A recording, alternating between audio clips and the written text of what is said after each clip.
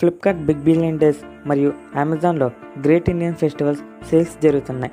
అయితే ఈ టైంలో ఫ్లిప్కార్ట్ మరియు అమెజాన్లో 80% వరకు డిస్కౌంట్ని ఇస్తున్నారు.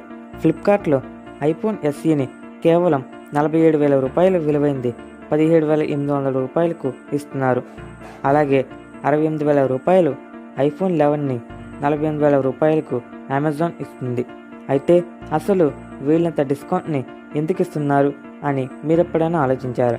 అమెజాన్లో హోమ్ అండ్ ఎలక్ట్రానిక్ వస్తువులపై 70% వరకు డిస్కౌంట్ని ఇస్తున్నారు. దసరా వస్తే చాలు అమెజాన్ మరియు ఫ్లిప్కార్ట్ వంటి ఆన్లైన్ షాపింగ్స్లో భారీగా డిస్కౌంట్ని ఇస్తారు. అలా ఈ అక్టోబర్ టైంలోనే ఎందుకంత ఎక్కువ డిస్కౌంట్ని ఇస్తున్నారు?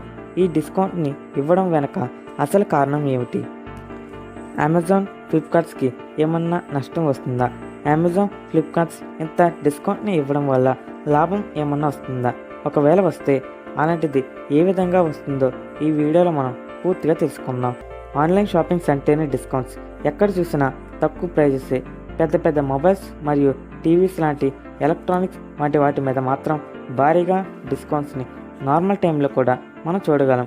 అలాంటిది దసరా, దీపావళి వంటి పెద్ద పెద్ద పండుగ సమయాల్లో వాటిపై మరింతగా డిస్కౌంట్ అనేది ఉంటుంది. ముఖ్యంగా అమెజాన్ మరియు ఫ్లిప్కార్ట్లో వీటిపై ఎక్కువగా డిస్కౌంట్ని ఇస్తారు. అయితే మనం ఇక్కడ తెలుసుకోవాల్సిన విషయం ఏంటంటే, ఇంతలా డిస్కౌంట్ని ఇస్తే వీటికి ఏమన్నా నష్టం వస్తుందా అంటే ₹1 కూడా అమెజాన్ ఫ్లిప్కార్ట్స్కి నష్టం రాదు. ఎందుకంటే డిస్కౌంట్స్ అనేవి కేవలం లాభం కోసమే ఇస్తారు. డిస్కౌంట్స్ అంటే ఏమిటి? ఏమన్నా ప్రోడక్ట్పై వాటికి ఉన్న ఒరిజినల్ ప్రైస్ కంటే కొంత తక్కువ ఇవ్వడాన్ని డిస్కౌంట్ అంటారు. ఒక రకంగా చూస్తే ఆఫ్లైన్లో ఉంటే సూపర్ మార్కెట్స్ మరియు ఎలక్ట్రానిక్ షాప్స్లో కూడా డిస్కౌంట్స్ని ఇస్తారు. కానీ వాటికంటే ఎక్కువ డిస్కౌంట్స్ అనేవి అమెజాన్ మరియు ఫ్లిప్కార్ట్స్లోనే ఇస్తారు. ముఖ్యంగా ఫ్లిప్కార్ట్స్లో అమెజాన్ కంటే ఎక్కువ డిస్కౌంట్స్ని ఇస్తారు. అసలు ఆఫ్లైన్ కంటే ఆన్లైన్లోనే ఎక్కువ డిస్కౌంట్ని ఎందుకు ఇస్తున్నారు? రెండింటి మధ్య డిస్కౌంట్స్ ఎలా ఉంటాయో చూద్దాం. ముందుగా ఆఫ్లైన్.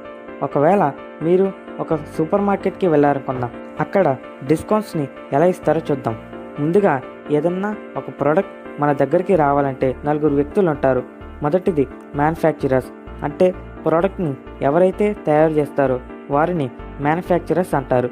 తర్వాత హోల్సేల్ రీటైలర్స్, అంటే వీళ్ళు ఆ ఫ్యాక్టరీ నుంచి ప్రోడక్ట్స్ని కొని వాటిని రీటైలర్స్, అంటే షాప్లో ఉన్న వాళ్ళకి ఇస్తారు. ఆ తర్వాత చివరికి ఆ ప్రోడక్ట్ అనేది కస్టమర్స్కి, అంటే మన వరకు చేరుకుంటుంది. అయితే ఫ్యాక్టరీలో ఉండే మ్యానుఫ్యాక్చరర్స్ ఆ ప్రోడక్ట్స్ యొక్క MRPని డిసైడ్ చేస్తారు. ఎలా అంటే వాళ్ళ యొక్క ప్రోడక్ట్ని హోల్సేల్ రీటైలర్స్కి అమ్మినప్పుడు ఆ ప్రోడక్ట్ని తయారు చేసిన దానికంటే కొంచెం ఎక్కువ అమౌంట్ని ఆ ప్రోడక్ట్పై వేస్తారు. అప్పుడు హోల్సేల్ రీటైలర్స్ ఆ ప్రోడక్ట్కి డబ్బులు పే చేస్తారు. ఆ తర్వాత ఆ ప్రోడక్ట్ అనేది హోల్సేల్ రీటైలర్స్కి రీచ్ అయినప్పుడు వాళ్ళు ఆ ప్రోడక్ట్ని కంటైనర్స్లో తీసుకెళ్తారు. ఆ తర్వాత వాళ్ళు ఆ ప్రోడక్ట్ని రీటైలర్స్, అంటే మార్కెట్లోకి అమ్ముతారు.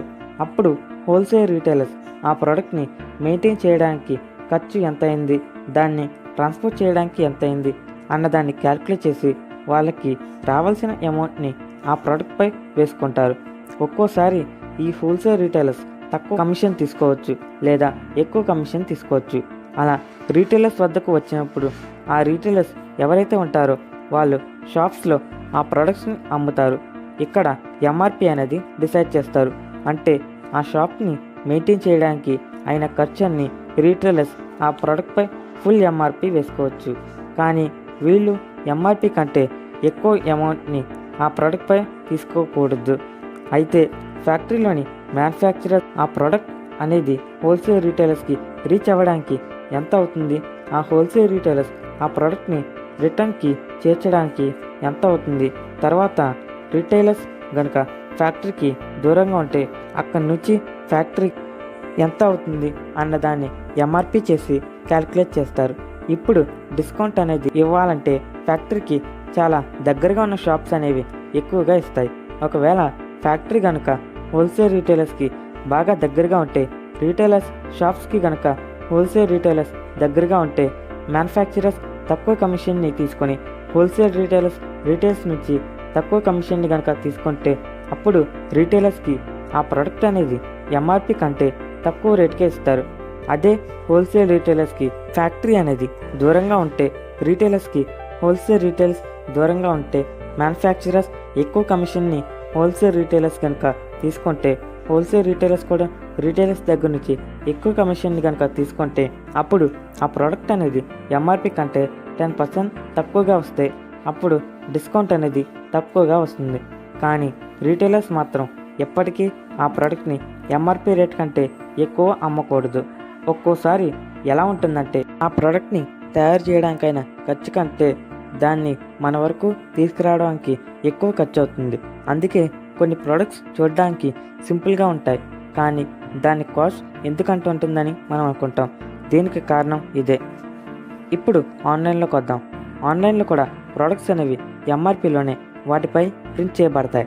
ఇందాక మనం ఆఫ్లైన్లో ప్రోడక్ట్స్ మన వరకు రావడానికి 4 ప్రాసెస్లు ఉంటారని చెప్పుకున్నాం కదా, కానీ ఆన్లైన్లో అలా కాదు. జస్ట్ ఇక్కడ సెల్లర్స్ మాత్రమే ఉంటారు. వీళ్ళు ఫ్యాక్టరీ నుంచి డైరెక్ట్గా ఆన్లైన్ స్టోర్స్కి డీటెయిల్స్ని మాత్రమే పంపుతారు, ప్రోడక్ట్ని అప్పుడే పంపరు. తర్వాత ఈ సెల్లర్స్ ఫ్యాక్టరీ నుంచి తీసుకురావడానికైనా ఖర్చు అంతా క్యాల్కులేట్ చేసుకుని అమెజాన్లో పెడతారు. మళ్ళీ ఇక్కడ ఆ ప్రోడక్ట్ని వేరే చోటికి తీసుకెళ్లాల్సిన పని లేదు, కాబట్టి వీళ్ళకి ఖర్చు అనేది తగ్గుతుంది. అలా ఆన్లైన్లో డిస్కౌంట్ అనేది ఎక్కువగా దొరుకుతుంది. పైగా మనం బయట కొనే వస్తువులపై ఈఎంఐ కట్టాల్సి ఉంటుంది, కానీ ఆన్లైన్లో ఈఎంఐ కట్టవలసిన అవసరం కూడా లేదు. అలా ఆ ప్రోడక్ట్ అనేది మనకు తక్కువ రేట్లకే అమెజాన్లో దొరుకుతుంది. మరి అసలు సెప్టెంబర్ నుంచి నవంబర్లోనే ఎందుకంత భారీ డిస్కౌంట్ని ఇస్తారు అనంటే, మొత్తం ఆన్లైన్ స్టోర్స్లో 4 రకాల సెల్లర్స్ ఉంటారు. మొదటిది నార్మల్ సెల్లర్స్. వీళ్ళు మనలాంటి వాళ్ళే, వీళ్ళు అంత ఎక్కువ డిస్కౌంట్ని ఇవ్వలేరు. రెండవది వీళ్ళకంటే పెద్ద సెల్లర్స్. వీళ్ళు ఈ నార్మల్ సెల్లర్స్ కంటే కొంచెం ఎక్కువ డిస్కౌంట్ని ఇవ్వగలరు, పైగా వీళ్ళకి లాభం కూడా ఎక్కువ వస్తుంది. మూడవది ఆ కంపెనీ వాళ్ళే, అంటే అమెజాన్, ఫ్లిప్కార్ట్ వంటి వాళ్ళే డూప్లికేట్ సెల్లర్ అకౌంట్స్ని ఓపెన్ చేసుకుని ప్రోడక్ట్స్ని తమ సొంత స్టోర్లో అమ్ముతారు. అలా వీరు అందరికంటే ఎక్కువ డిస్కౌంట్ని ఇవ్వగలరు, ఎందుకంటే అమెజాన్ తమ సొంతంగా మనీ పెట్టుకొని డిస్కౌంట్ని ఇస్తుంది. మరి ఈ మనీ ఎక్కడి నుంచి వస్తుందంటే, కమర్షియల్స్ ద్వారా అమెజాన్, ఫ్లిప్కార్ట్కి మనీ అనేది వస్తుంది. అంటే మిగతా ప్రోడక్ట్స్ యొక్క యాడ్స్ని డిస్ప్లే చేసినప్పుడు వీళ్ళకి మనీ వస్తుంది. అలాగే డెలివరీ, అంటే ఈ సమయంలో ఎక్కువ ప్రోడక్ట్స్ని ఆర్డర్ చేసుకుంటారు, కాబట్టి ఫెస్టివల్ సమయంలో అందరూ ప్రోడక్ట్స్ని ఎక్కువగా కొంటుంటారు, కాబట్టి ఫ్లిప్కార్ట్, అమెజాన్ ఈ సమయంలోనే ఎక్కువగా డిస్కౌంట్ని ఇస్తారు.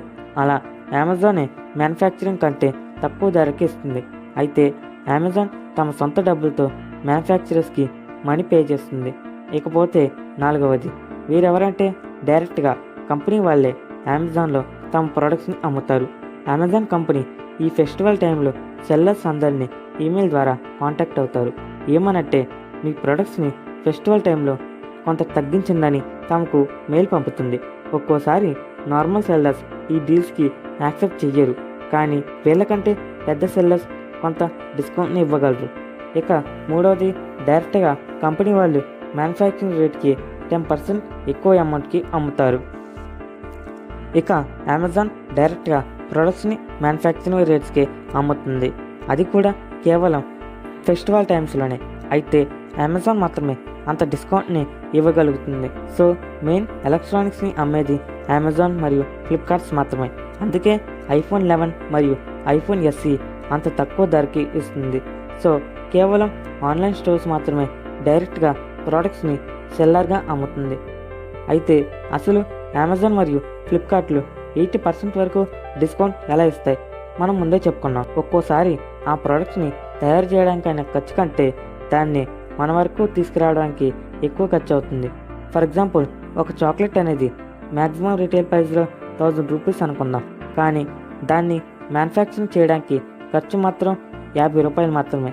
కానీ దాన్ని కేర్ఫుల్గా హోల్సేల్ రీటైలర్ నుంచి రీటైల్స్కి వచ్చేసరికి కొంత అమౌంట్ అనేది ఖర్చు అవుతుంది.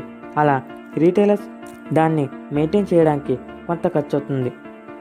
అలా ఆన్లైన్లో అయితే డైరెక్ట్గా ఆన్లైన్లోకే వచ్చేస్తుంది, కాబట్టి దాని ప్రైస్ కేవలం 1000 నుంచి 500 వస్తుంది. అదే ఫెస్టివల్ టైంలో అయితే వాటికి 250కి సేల్స్ వచ్చేస్తాయి. దాంతో ఆ చాక్లెట్ వల్ల సెల్లర్కి 200 రూపాయలు లాభం వచ్చింది. అలా కొన్ని సెల్లర్స్ మాత్రమే అమెజాన్లో ఎక్కువ డిస్కౌంట్ని ఇవ్వగలరు. సో అందుకే అమెజాన్ మరియు ఫ్లిప్కార్ట్లు ఎక్కువ డిస్కౌంట్ని ఇస్తున్నాయి. అయితే కొత్త ప్రోడక్ట్స్ని మాత్రం అమెజాన్, ఫ్లిప్కార్ట్లు ఎక్కువగా డిస్కౌంట్ని ఇవ్వవు. ఎందుకంటే ఎప్పుడైతే కొత్త ప్రోడక్ట్స్ అనేవి ఆన్లైన్లోకి రిలీజ్ అవుతాయో అప్పుడు దాన్ని చూసిన వారు అదే దాని ఒరిజినల్ ప్రైస్ అనుకుంటారు. అయితే ఫెస్టివల్ తర్వాత ఆఫర్స్ ఉండవు కాబట్టి మళ్ళీ ఆ ప్రోడక్ట్స్ని సెర్చ్ చేసినప్పుడు మళ్ళీ దాని ఒరిజినల్ ప్రైస్ వస్తుంది. కాబట్టి దాన్ని చూసిన వారు రేట్ సడన్గా పెరిగిపోయిందని మనం అనుకుంటాం. దాంతో ఆ ప్రోడక్ట్స్ని కొనేవాళ్ళు తగ్గిపోతారు. అందుకే వాటిపై భారీగా డిస్కౌంట్స్ని ఇవ్వవు. కానీ సెప్టెంబర్ మరియు నవంబర్లో ఆఫర్స్ ఎక్కువగా ఉంటాయి కాబట్టి వాటిని సెర్చ్ చేసినప్పుడు కొత్త ప్రోడక్ట్స్ని కూడా అమెజాన్ ప్రమోట్ చేస్తుంది. అందుకే మ్యాక్సిమం ఈ టైంలోనే డిస్కౌంట్స్ మరియు కొత్త ప్రైజెస్ ఎక్కువగా రిలీజ్ అవుతాయి. Thank you for watching.